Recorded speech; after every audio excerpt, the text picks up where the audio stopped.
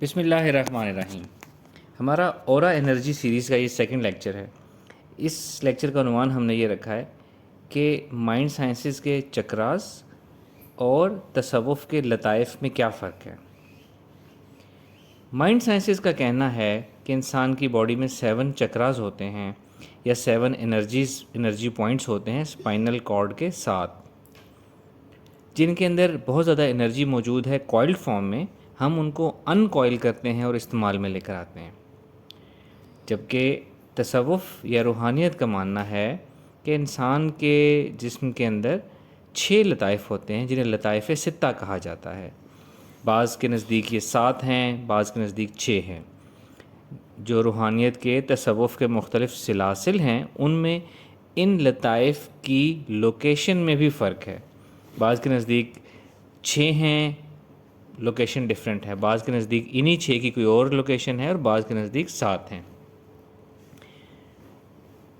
تصوف کا ماننا ہے کہ ہر لطیفہ نور کا ذخیرہ ہے اور ہر لطیفہ جو ہے اس سے روحانی فیض ملتا ہے، روحانی فیض حاصل ہوتا ہے، اور یا تو وہ کسی نہ کسی روحانی مقام سے فیض ملتا ہے یا کسی نہ کسی روحانی ہستی کا فیض ملتا ہے۔ اب یہ ہم نے دیکھنا ہے کہ مائنڈ سائنسز کے چکراز اور تصوف کے لطائف میں کیا چیز کامن ہے، کیا فرق ہے، ان دونوں کا اصل مقصد کیا ہے، ہم کس کو فالو کریں تو ہم کامیاب ہوں گے۔ اس کے لیے پہلے ہم نے سمجھ لینا ہے کہ انسانی جسم کی ساخت کیا ہے یا انسان کی ساخت کیا ہے۔ انسان کے اندر 3 چیزیں ہیں: جسم، نفس اور روح۔ روح ہم نہیں جانتے کیا ہے۔ روح اللہ تعالیٰ کا ایک امر ہے، اللہ تعالیٰ کا ایک حکم ہو سکتا ہے، ایک ڈاٹ ہو سکتا ہے۔ اللہ تعالیٰ نے روح کے اوپر تحقیق کرنے سے منع فرمایا ہے۔ جسم ہم سب جانتے ہیں کیا ہے، اور نفس ایک ایسی چیز ہے جس کو جاننے کی اور سمجھنے کی بہت زیادہ تاکید کی گئی، لیکن ہم اس کو نہیں جانتے یا نہیں سمجھتے۔ عام طور پر جس کو روح سمجھا جاتا ہے وہ نفس ہوتا ہے، جو انسان کے جسم کے اندر رہتا ہے۔ سوتے میں وہ جسم سے آزاد ہو جاتا ہے، جیسا کہ سورہ زمر کی آیت نمبر 42 میں اللہ تعالیٰ فرماتے ہیں کہ جب انسان سو جاتا ہے تو اس کا نفس جسم سے آزاد ہو جاتا ہے یا قید کر لیا جاتا ہے، اور جب انسان اٹھتا ہے تو واپس آ جاتا ہے۔ اب یہ نفس جو ہے، یہ اس کو انگلش میں ہم ٹرانسلیٹ کریں تو اسے ہم کہیں گے مائنڈ۔ جسم، نفس اور روح جو ہے یہ انگلش میں کہلائے گا body, mind and soul. Soul ہم نہیں جانتے کیا ہے، باڈی ہمیں پتہ ہے، اور مائنڈ وہ ہے جس کو ہم نے جاننا ہے اور جس کو ایکسپلور کر کے فتح کرنا ہے ہم نے۔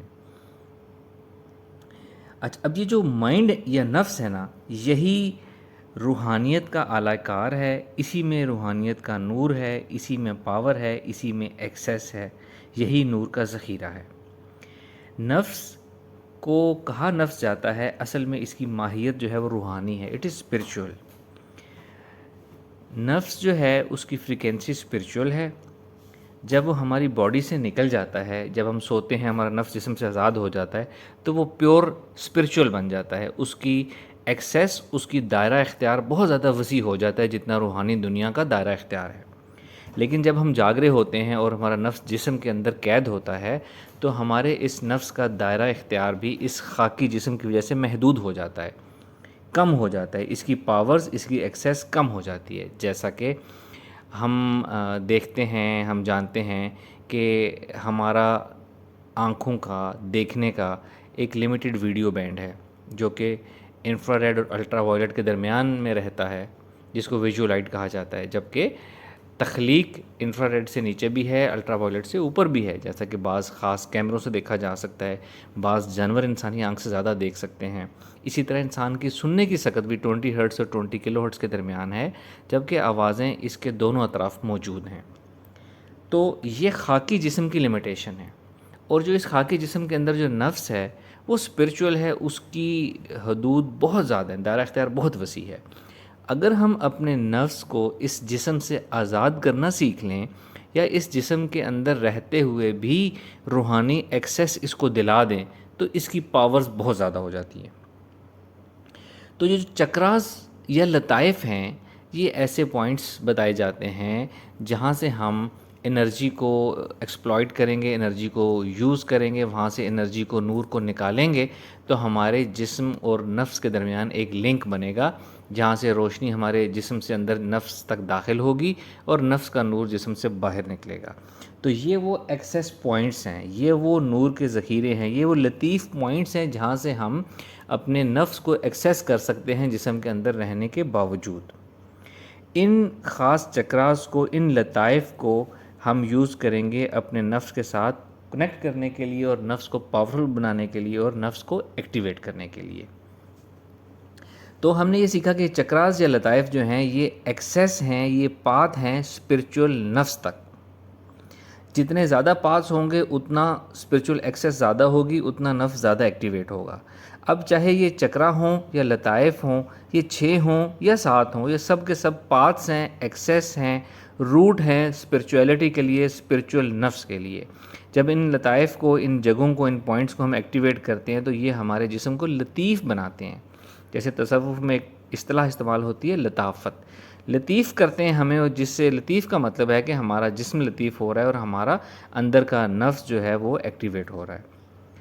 اب چکراز یا لطائف کو ایکٹیویٹ کرنے کا الٹیمیٹ گول کیا ہے کہ ہم اپنی پوری باڈی کو لطیف کر لیں، پوری باڈی جو ہے وہ ہماری پاتھ بن جائے، ایکسیس بن جائے اسپرچول نفس کے لیے۔ یعنی یہ خاکی جسم پردہ رہے ہی نہ اس نفس کے لیے، اور وہ اس خاکی جسم کے اندر رہتے رہتے بھی روحانی رہے، اسپرچول رہے، پاورفل رہے۔